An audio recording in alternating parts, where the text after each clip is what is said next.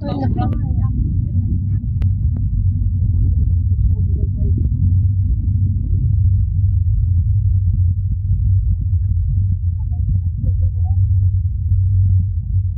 pram lan đâu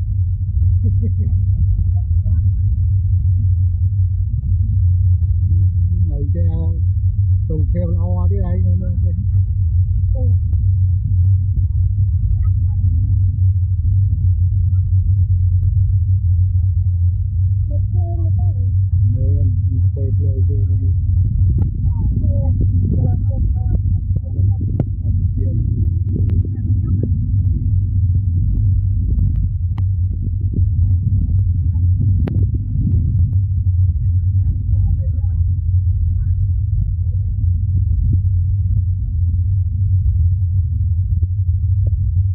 chạy spray này mà chạy nam này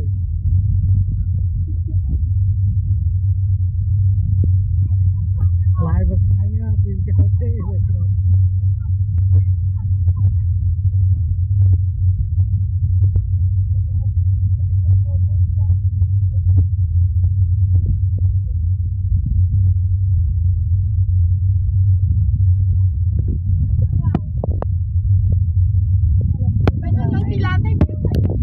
quyền ra ra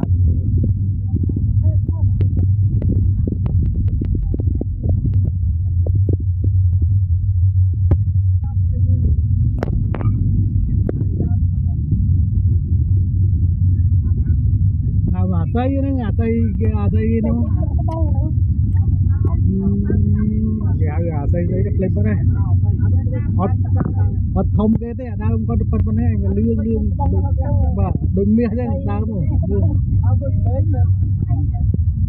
Cô đào đường miền nữa con đôi này lương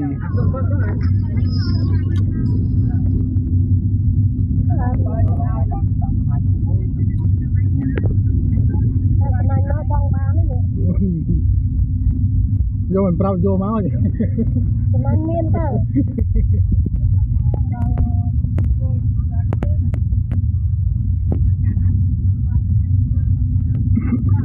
mình được chơi spray được chơi sao